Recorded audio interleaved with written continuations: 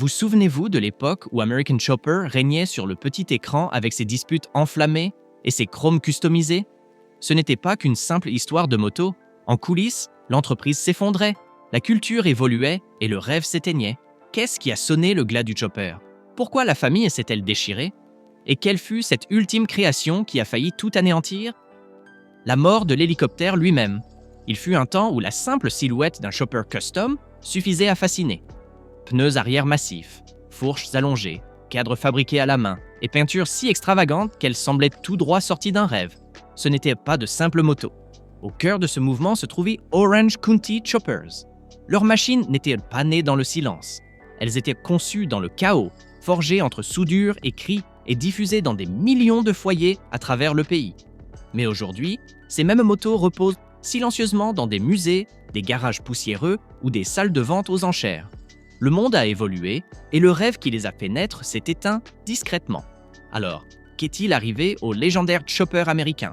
Comment une icône culturelle qui régnait sur les routes a-t-elle pu disparaître complètement? Il est facile d'invoquer les tendances ou l'évolution des goûts, mais la vérité est plus profonde. La chute du Chopper n'était pas qu'une simple fluctuation du marché, c'était un véritable effondrement culturel.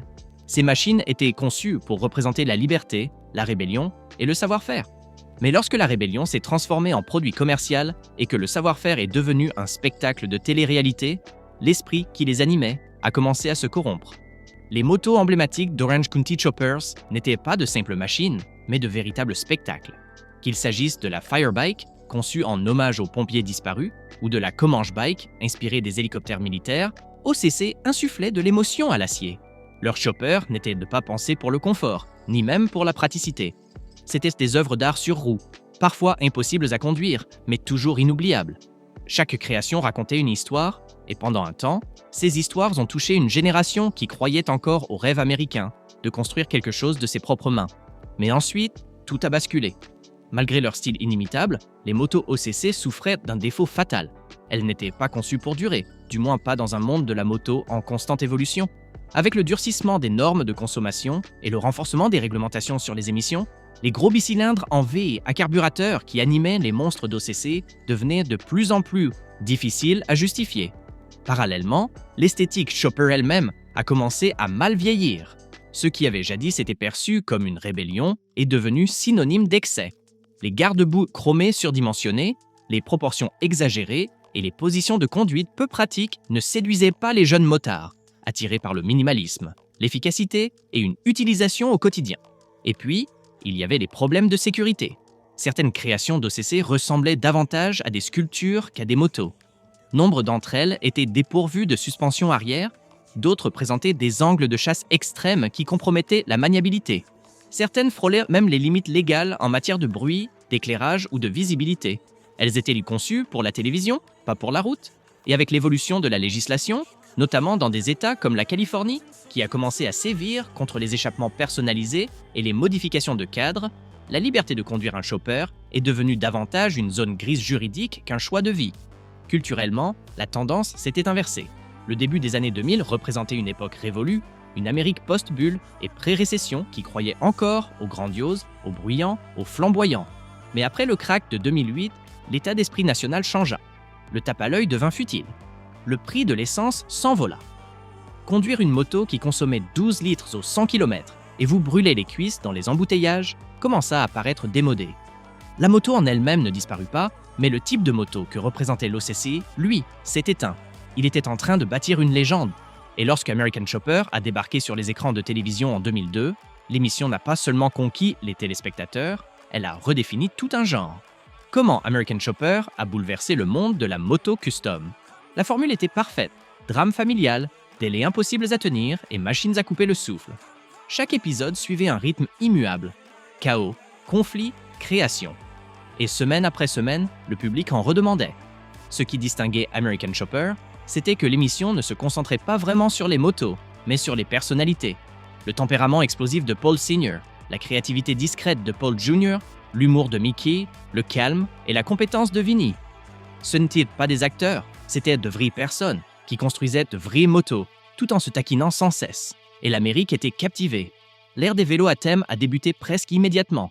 Ce qui avait commencé par des vélos hommages et des créations locales s'est rapidement transformé en commande d'entreprises. Snap-on Tools, Coca-Cola, Lincoln, les Yankees de New York. Tous voulaient immortaliser leur marque sur un vélo en acier OCC. Les vélos sont devenus des supports publicitaires. L'atelier s'est transformé en usine. Et le salon en une machine marketing redoutable. Mais dans cette quête du succès commercial, quelque chose s'est perdu.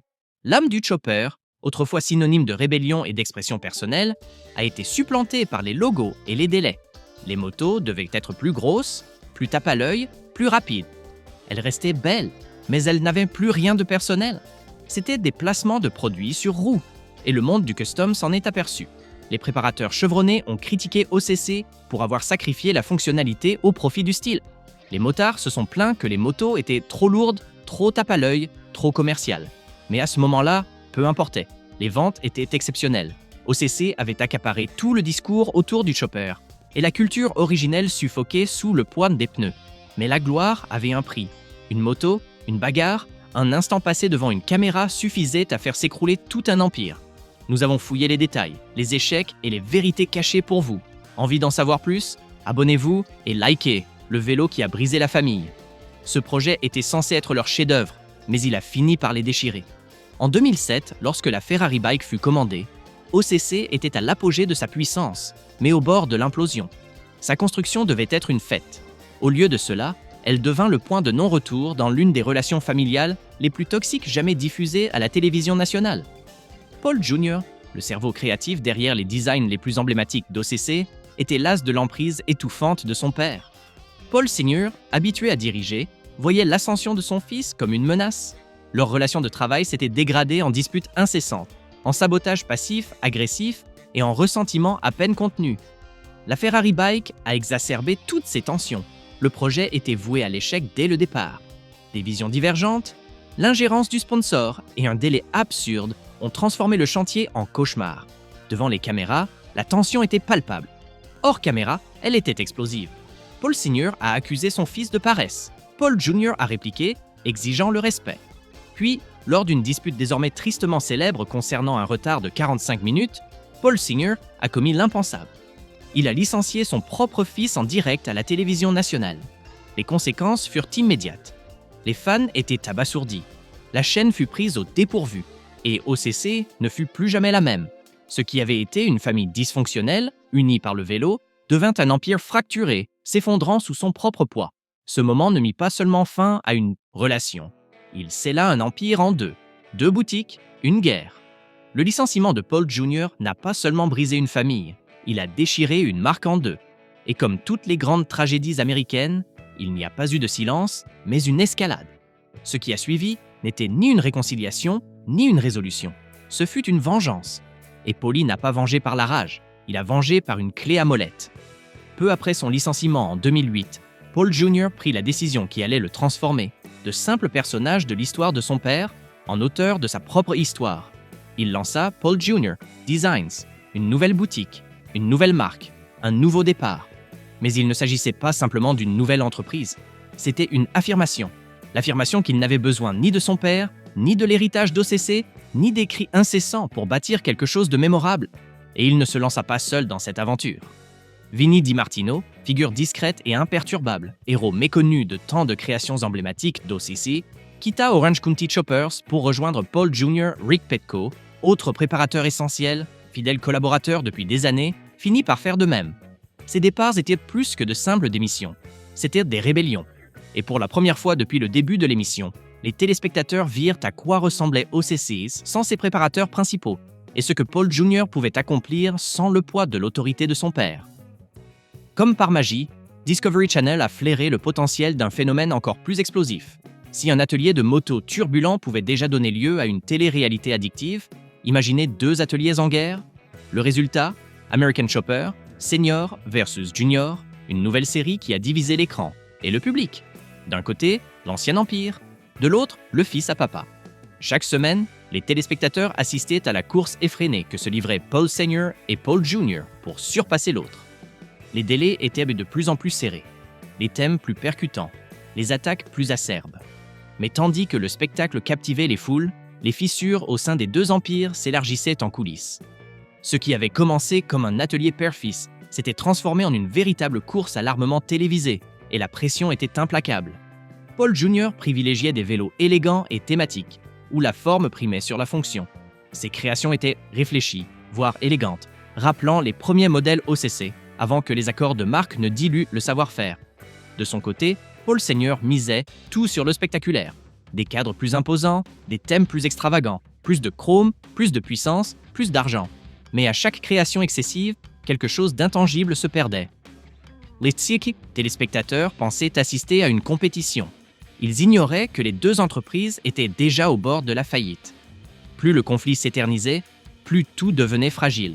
Mais personne ne se rendait compte de la rapidité avec laquelle ce château de cartes s'effondrait. Et il ne s'agissait pas seulement de business, mais aussi d'héritage. Quand Paulie a surpassé son père en construction, alors que Paul Jr. Designs trouvait son rythme, un phénomène remarquable se produisit. Fils commença à éclipser le père, non seulement auprès du public, mais aussi en termes de crédibilité créative. Ce qui n'était au départ qu'un groupe dissident d'anciens fabricants d'OCC devint discrètement la référence en matière de choppers custom. Les motos étaient les plus simples, plus épurées et plus raffinées. Elles n'étaient pas ostentatoires, elles s'exprimaient avec élégance. Paul Jr. prouvait, semaine après semaine, qu'il n'avait besoin ni d'un siège social gigantesque, ni d'un empire commercial pour créer de la beauté. Ces motos alliaient narration et esthétique, respectant leur thème sans tomber dans la caricature.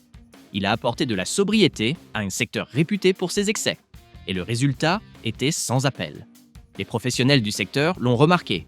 Les magazines de moto qui couvraient autrefois OCC avec admiration ont commencé à se désintéresser de l'événement. L'engouement autour d'OCC s'est estompé. Le public continuait de regarder les débats entre les frères Tuttle, mais les préparations, elles passaient au second plan. Pendant ce temps, OCC misait encore plus sur les artifices. Cadres surdimensionnés, finitions chromées à outrance, logos de la marque sur chaque réservoir.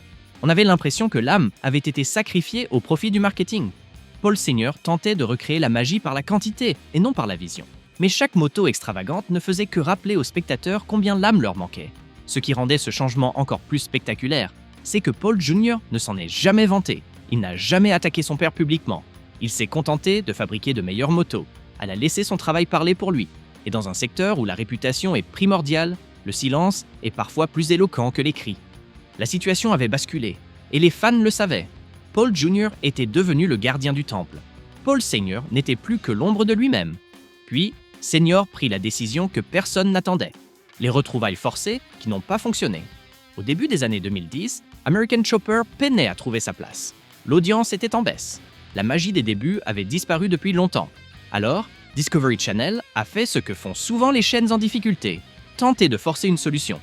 Les producteurs ont proposé une ultime saison qui réunirait Paul Senior et Paul Jr. sous le même toit. Pas définitivement, mais suffisamment pour créer l'illusion de la paix. Les caméras tourneraient, les vieux griefs seraient mis au grand jour. Et peut-être, qui sait, père et fils pourraient-ils construire quelque chose ensemble une dernière fois. Le résultat ? Une tension palpable, des sourires forcés, des conversations qui ressemblaient davantage à des négociations glaciales qu'à des moments de partage en famille. Les téléspectateurs n'ont pas été dupes. La profondeur émotionnelle qui faisait le charme d'American Chopper avait laissé place à des étreintes convenues et à un ressentiment silencieux. Paul Senior peinait à lâcher prise. Paul Jr. hésitait à s'impliquer. Mikey, autrefois le clown de service, semblait vouloir être n'importe où ailleurs. Ce qui devait être une conclusion cathartique se transforma en un douloureux rappel de tout ce qui avait mal tourné. Même les motos semblaient sans vie. La passion avait disparu. Les préparations manquaient d'éclat. Et les fans, autrefois si investis, ont fini par se désintéresser définitivement. Dans l'épisode final, une évidence s'imposait. Certaines choses étaient irréparables. Certaines blessures ne guérissaient jamais. Les retrouvailles n'étaient pas un retour triomphal, mais une confirmation. Les caméras s'arrêtèrent de tourner, mais tandis que Senior rompait les ponts et renforçait son emprise, les véritables artisans qui avaient construit ces motos exploraient discrètement de nouvelles voies. Vinny, Rick et les vrais constructeurs à l'origine des motos. Dans le chaos qui régnait à l'âge d'or d'American Chopper, il était facile de se laisser distraire par les cris, les portes qui claquaient et le mobilier de bureau cassé. Mais derrière chaque dispute se cachait un groupe d'hommes armés de chalumeaux et de clés à douille, qui, en silence, faisaient des merveilles.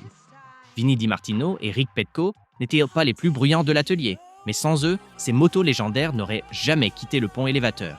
Vinny fut la première révélation en coulisses. Apparu au début des années 2000, il devint rapidement le chouchou du public.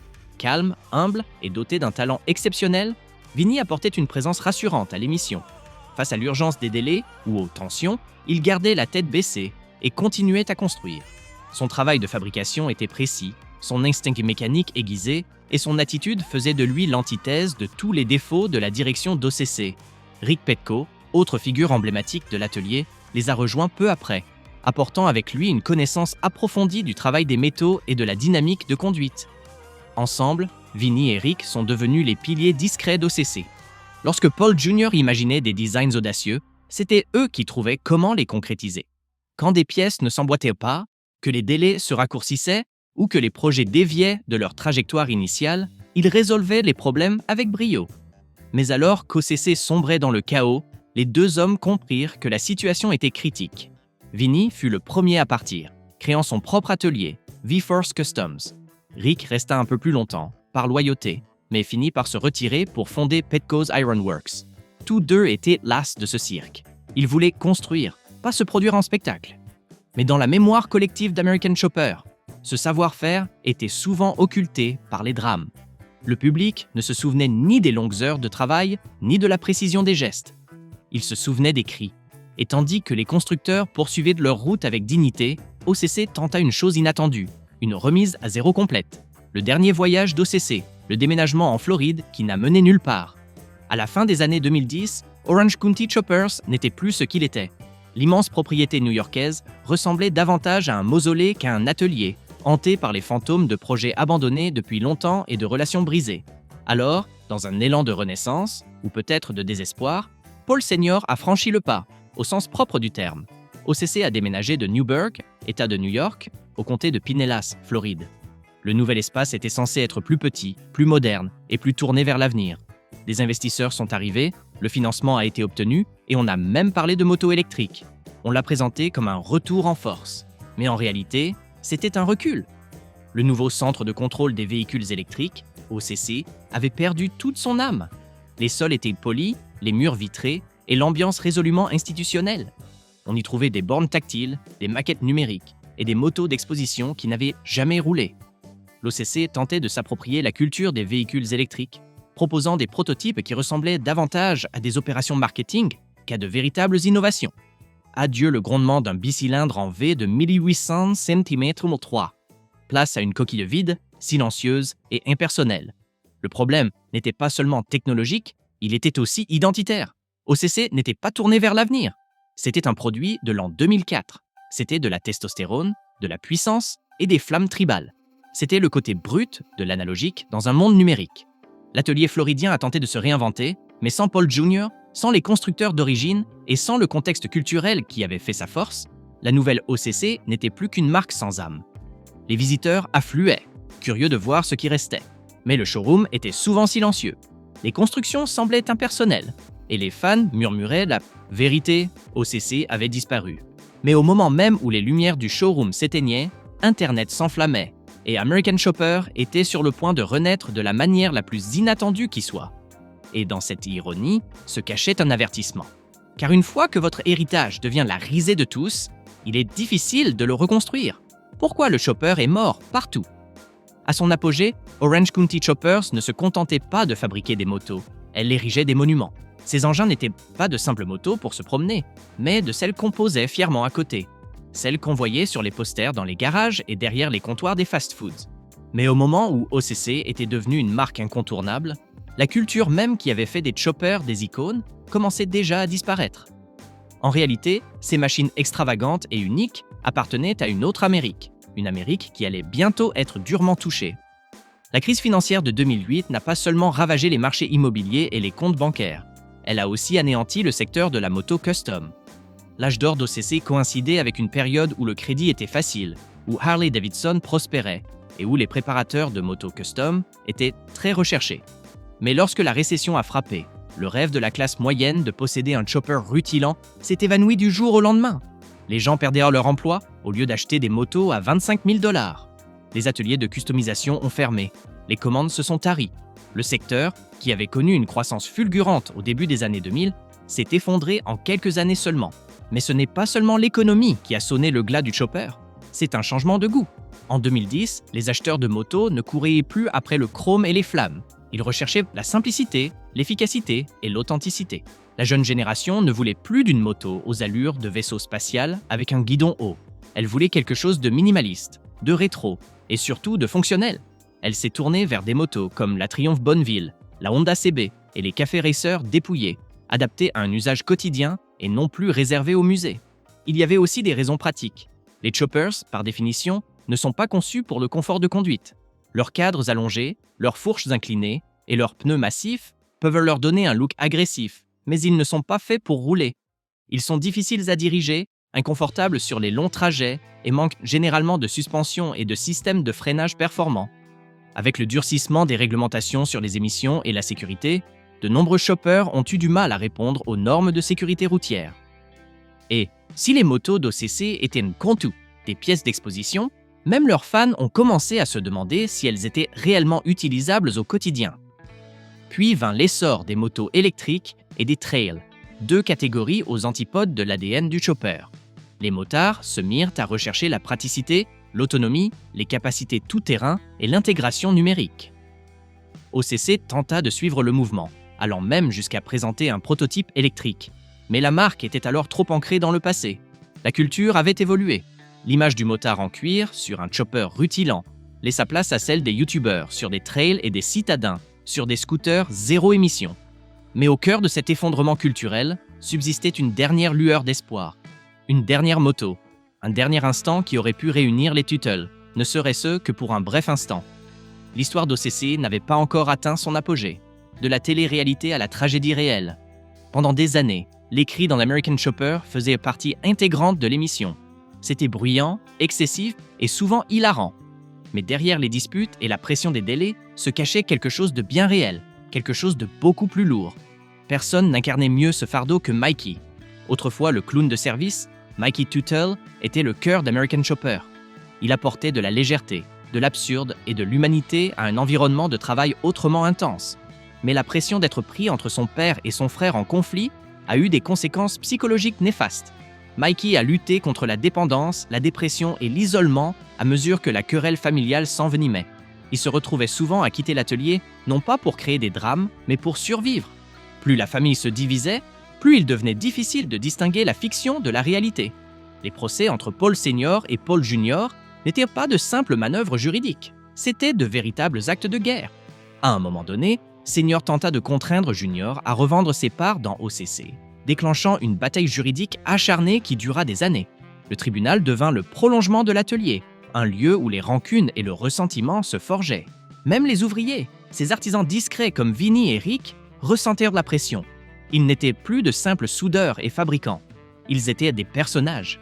Et être des personnages signifiait être manipulés, dirigés et entraînés dans des conflits qui brouillaient la frontière entre travail et feuilleton. La charge émotionnelle était bien réelle. Les conséquences, permanentes. Malgré toute cette douleur, subsistait le désir, voire le besoin, de reconstruire, de terminer ce qu'ils avaient laissé inachevé. Paul Senior, usé par l'âge et les regrets. Paul Junior, toujours porteur du flambeau créatif. Et Mickey, discret mais toujours plein d'espoir, espérant que la famille puisse se réunir pour un projet qui ne soit ni argent, ni audience, ni procès. Et donc, malgré tout, ils décidèrent de construire une dernière moto. Ensemble. Puis vint la construction finale, la dernière moto qu'ils ont construite ensemble. L'annonce s'est faite sans cérémonie, pas d'épisode spécial, pas de compte à rebours dramatique, pas de tension artificielle. Juste un accord discret entre père et fils. Construisons-en une dernière. La dernière moto d'OCC n'avait rien à voir avec les sponsors ou les contrats. C'était une façon de tourner la page. L'atelier avait changé, les visages avaient changé. La plupart des appareils photo avaient disparu. Mais le travail, lui, était resté le même. Il fallait couper de l'acier, cintrer des tubes, peindre au pistolet. Et pour la première fois depuis des années, Paul Senior et Paul Junior ne se disputaient plus, ils créaient. La moto elle-même était un hybride d'ancien et de nouveau. Elle reprenait leur première création, les silhouettes basses, les lignes fluides du réservoir, mais avec des proportions plus épurées, une fonctionnalité accrue et sans aucun excès de style caricatural. Le design de Junior était sobre, voire élégant. Senior respectait cela. peut-être pour la première fois depuis longtemps, ils étaient sur la même longueur d'onde. Vinny était revenu brièvement, non pas comme employé, mais comme ami. Rick est passé. Mikey traînait dans l'atelier, peignant des œuvres abstraites et faisant des blagues. Ce n'était pas parfait, mais c'était paisible. Et lorsque le vélo a finalement quitté le pont élévateur, entièrement assemblé, il ne représentait pas seulement un savoir-faire artisanal, il représentait une histoire commune, enfin reconnue. L'équipage s'est rassemblé autour. Certains pleuraient, d'autres restèrent là, bouche bée. Car cette moto n'était pas qu'une simple machine. Elle était le dernier lien entre deux hommes qui avaient tant donné et tant perdu. Mais l'histoire ne s'arrêtait pas là. La moto était terminée, mais pas l'histoire. Ce que signifiait vraiment American Chopper. Comprendre American Chopper, c'est comprendre l'Amérique du début des années 2000. Un pays tiraillé entre tradition et modernité. Une génération élevée dans le travail acharné, les outils et la fierté se heurtaient à une nouvelle enquête de sens, de liberté et d'expression. L'atelier était une forge, non seulement pour les motos, mais aussi pour l'identité, pour la masculinité, pour la famille. Et comme tant d'histoires américaines, elle a brillé de 1000 feux avant de s'éteindre. Paul Senior incarnait la vieille garde. Une discipline de fer, une force de caractère implacable et une carapace impénétrable. Paul Junior représentait la nouveauté, la créativité, l'imperfection, la vision. Leur conflit était universel. Pères et fils, ordre et rébellion, passé et avenir. La série nous laissait croire qu'elle parlait de moto. Ce n'était pas le cas. Elle explorait les conséquences de l'orgueil qui prime sur le partenariat, de l'héritage qui se mue en pouvoir et du savoir-faire qui devient source de satisfaction. Et pourtant, malgré tous ces dysfonctionnements, il y avait quelque chose d'indéniablement puissant dans ce qu'ils avaient créé. Ces vélos n'étaient peut-être pas pratiques, mais ils étaient audacieux, rebelles, d'une beauté chaotique. Ils ont rappelé à tout un pays que l'acier pouvait se transformer en œuvre d'art et que l'art pouvait surgir de n'importe où, même d'un garage poussiéreux du nord de l'État de New York. Les fans ne se sont jamais vraiment souciés des caractéristiques techniques. Ce qui les intéressait, c'était les gens. Ils se reconnaissaient dans les disputes, les tentatives de réconciliation, l'obstination et la créativité. Et c'est pourquoi American Chopper reste une référence, non seulement comme une émission, mais aussi comme un symbole. Si vous avez ressenti cela, n'hésitez pas à liker. Envie de plus? Abonnez-vous, on se retrouve dans la prochaine vidéo.